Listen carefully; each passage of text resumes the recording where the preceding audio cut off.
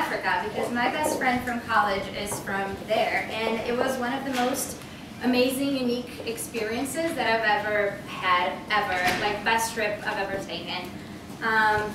First of all, if it wasn't for KU, sorry, I had to. This wonderful group of people would never have come together, and we would have never had this grown-up spring break experience in Africa. So I learned a few things about their culture, and I learned that very quickly, shortly after we got off the plane. About 4 hours after we got off the plane, we were at a bachelorette party drinking Jaeger shots with like 60-year-old ladies, and that was totally acceptable. What was also acceptable is the fact that these guys had bare bums, and while we are like, holy shit, no, like, no, I'm engaged, like I'm not supposed to be looking at your ass or whatever, but these ladies are pinching their asses, and it's totally fine. So we had everything from like 2-year-olds and newborn babies to pregnant women and old ladies. This lady is a triathlonist. Is that a word even? She runs crazy triathlons and stuff, and triathlete. And she's doing Jaeger shots 1-for-1 with a bride, which, yeah. Anyway, so they got married. It was beautiful. And so this is my friend, and that's her husband. And they were so nice, and they decided to spend the first 3 days of their honeymoon with us in the bush, which is a safari. But that's funny because Africans call it the bush. So the entire time we're there, and they're like, oh, you guys are going to the bush, and the bush this, and the bush that. And I'm like, I'm not going to joke about bush, but there were only bad things going through my head, and I'm like, the bush, like a 5-year-old.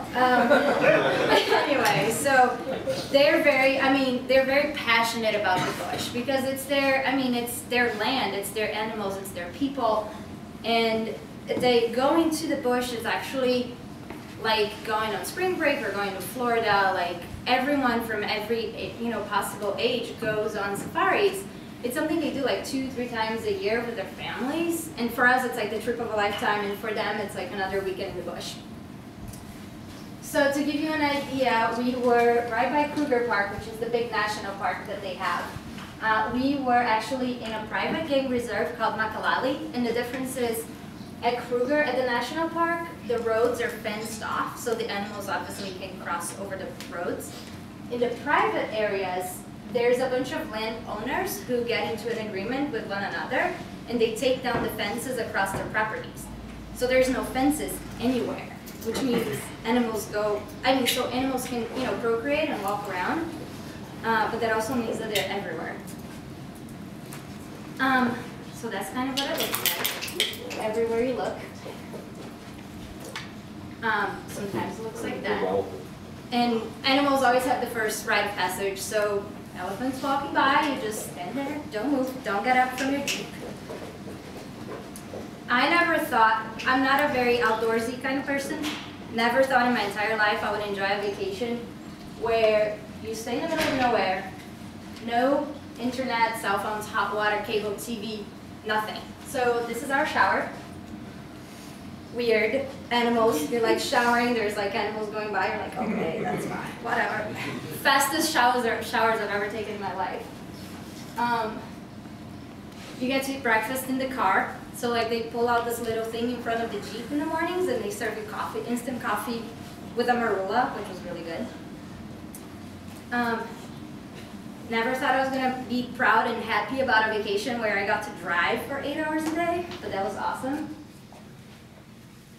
This is called bush bashing. So the good thing about going to a private game reserve is that the rangers can drive right through the forest, whereas in the public ones you can't, you have to stay on the roads. So we did lots of that. We ate outside every day. This was actually the only part of the camp that was fenced in. Everything else was open. The food at this place was amazing. It was all kind of organic and locally sourced, so we ate lots of game, which you would see the pretty animal during the day, and then you would eat it at night. So, but it was tasty. It was really good. This was very like The Survivor, the TV show. It felt like that. And it was weird because one night they were like, "Well, you can't go back to your rooms to clean up before you have dinner, because there's is that a herd of elephants?" Mm-hmm. Going by. We're like, great, that's fantastic. Let's just stay here. So on a regular day, they give you a call like 5:15, 5:20 in the morning, which when you're on vacation, you're like, really? You get a cup of coffee and some rusks, which are this little, they're like biscotti, but better. So you have a cup of coffee, you got some rusks, 10 minutes later, you're on a Jeep for 4 hours. They stop about halfway through, which is probably 7:30 in the morning, and feed you coffee with Amarula liqueur in it, and then you walk around, you drive around a couple more hours. We all had to pee in the bush, which again, wasn't that.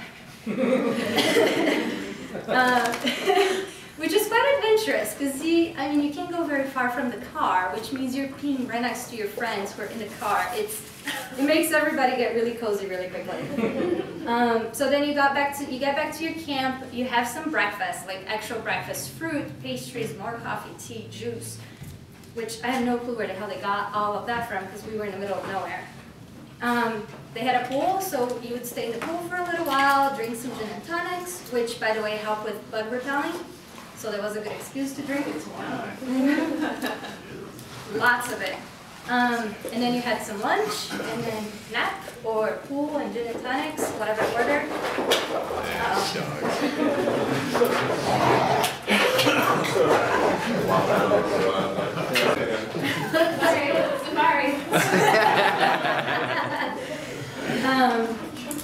Sorry. And then you go on another 4-hour drive in the evening, because the animals you see in the morning are typically different than the animals you see at the end of the day. You do nothing in the middle of the day, neither do the animals, because it's too freaking hot to be outside.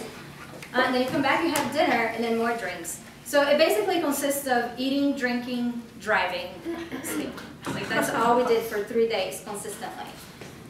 People go to the bush to see animals.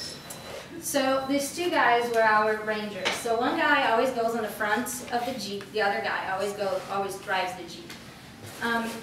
They grew up in little villages, right?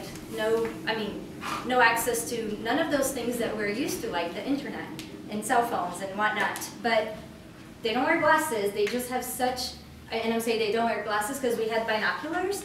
And these guys are able to spot animals like a football field away with no gadgets, which is unbelievable. So they can smell the animals, they can see the paw prints on the roads and know exactly where the animals are coming from. It's unreal. So that's basically what the view from the Jeep kind of looks like as you're bush bashing. Springboks, which is the South African national mascot. Tastes really good.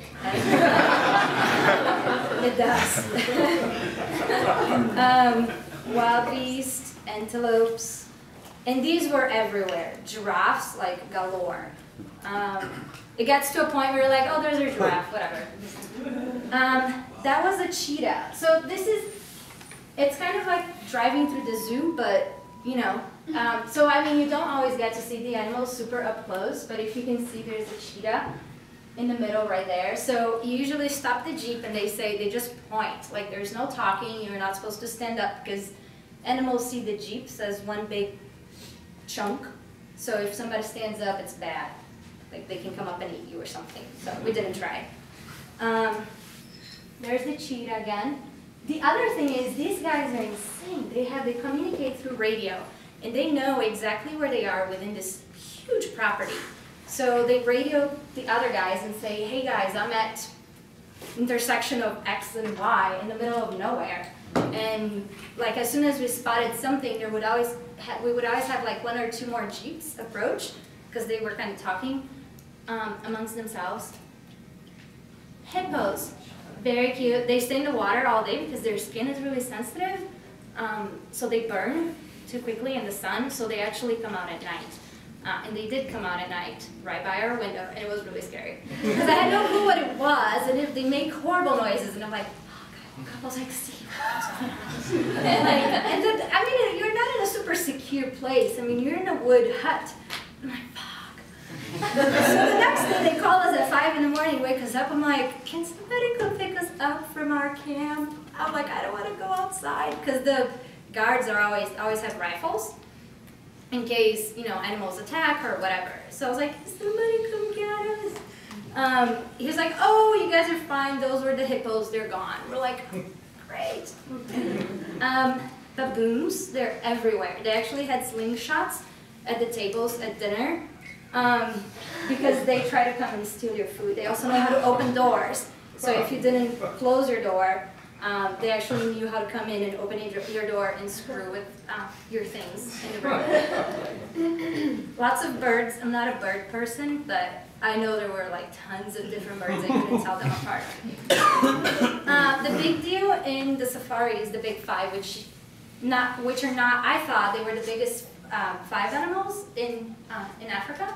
They're actually the 5 animals that have killed the most predators or hunters. It's also very uncommon that people will be able to see the big 5 in one trip. So before, because we were with my family, my friend's family for like 5 or 6 days before we went, and they were like, don't even expect to see a leopard. We've been going to the bush for 20 years, never seen one, blah-de-da. We're like, okay, well, we were happy just to see elephants and zebras and whatever. So first one is the elephant, tons of them. Yeah, like we got closer to them that we were comfortable. We were actually going after lions. I mean, they would never have charged after an elephant, but we had to get through because there were lions going around. That was a cute shot. Rhinos, also everywhere. They actually had a protected area. That was the only enclosed area that they had in the reserve that they used to breed the rhinos because people go after them for their thing. So they have a protected area where they can breed, and once they're big enough, then they take them out to the wild.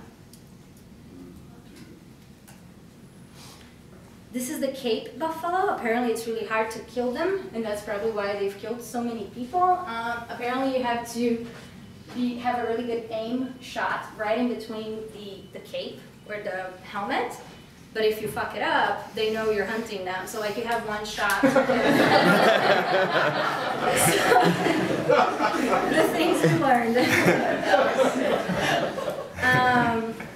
We also saw a chase, which is not very common. So it was really nice because for these guys, it wasn't just another day in the office, right? For our game rangers, because it's really rare to see an animal chasing another animal. And it's really hard to see a kill. We didn't see a kill. But this lion is roaring, and we're in the car, and we can hear him going, "Rrr!" And he is charging after this little guy here who was trying to get back integrated with the pack. So we probably went after them for 20 minutes or something, and again, like these animals would run into the bush, and our guys would get on their little on their little radio and talk to somebody else, and we would go around someplace else and meet the lions 10 minutes later. Weird. So anyways, we... concerned about the lions. Right. Look at that. Eventually this guy lost the other guy, and we just stopped to watch him for a little bit, and we could hear him panting from the car, which was really strange, because he was just tired and panting. And we're like, there's a lion like 10 feet away from us, and it's tired and panting. It was weird. This was another day where we saw the other pack of lions that the big lion was protecting, actually. So there's 2 cubs and a mom, and they were the most beautiful animals, like not a zoo lion. Like she was so pretty and her face was perfect. It looked like a stuffed animal. So anyways, they were really chill and mellow. They actually came out from behind this that creek, and they were just looking at people and kind of like, whatever. One of them took a dump in front of us, so we're like, they're comfortable.